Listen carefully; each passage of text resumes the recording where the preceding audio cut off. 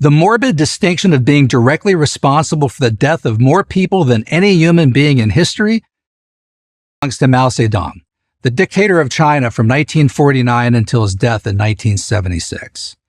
Born on December 26, 1893, Mao was the son of a prosperous farmer who had lifted himself from poverty.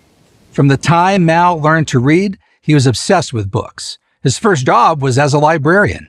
In his 20s, he ran a bookstore selling Communist Party propaganda. Mao became a Marxist not out of idealism. His only ideal was Mao. The plight of the Chinese people meant nothing to him, not as a young man and not as a dictator.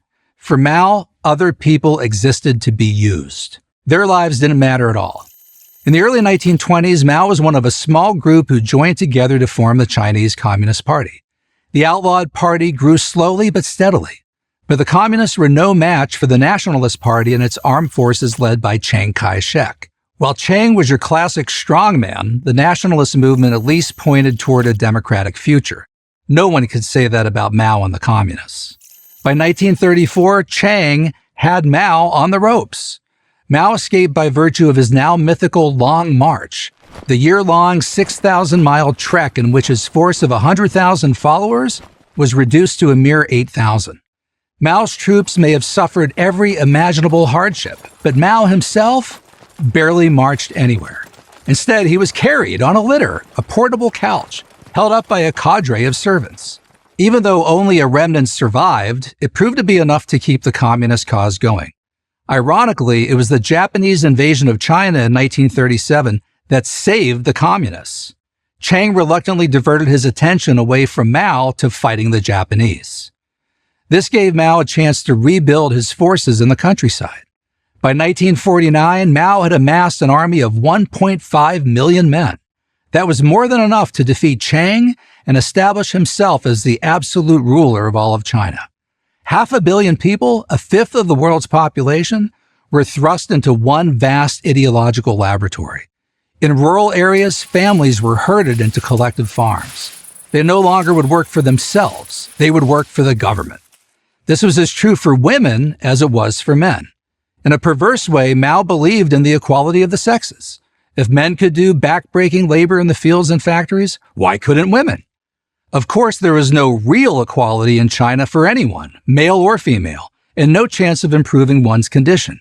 If you were assigned to a village, you had to stay in that village. If you were assigned to a city, you had to stay in that city. Whatever job the party gave you, that was your job. You couldn't say, I would rather be a teacher than a farmer. Well, you could say it, but if you did, you'd be shot. There was also no equality between the proletariat and the elite. Mao lived in total luxury and hedonism. He had a dozen custom-built homes scattered throughout the country. Peasant girls were brought to him for his sexual satisfaction. Mao refused to bathe, brush his teeth, and had chronic venereal disease. He ate whatever his heart desired, meat, vegetables, and pastries. Meanwhile, peasants starved in mud huts. Why couldn't the peasants feed themselves like they had for centuries? The truth was they could. Mao was exporting food all through this period. He believed China had to be a great military power, so he traded food for industrial hardware and armaments.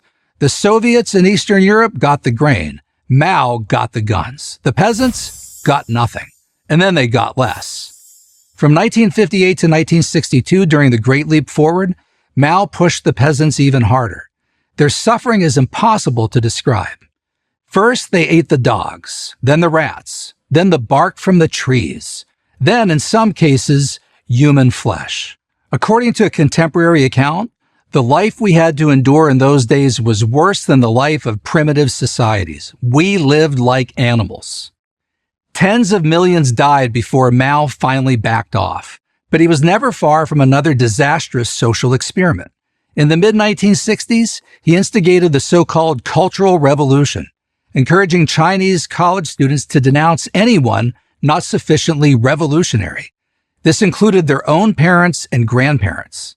And then, when he felt the college students had gone far enough, he turned on them. Thousands were sent to labor camps. And of course, many were tortured and executed. It wasn't a Maoist purge if that didn't happen. After being directly responsible for the murder of between 50 and 70 million of his own people, After impoverishing the most populous country in the world, after killing anyone who opposed him, Mao died in his bed in September 1976. It's hard to think of him having done one good thing in his entire life.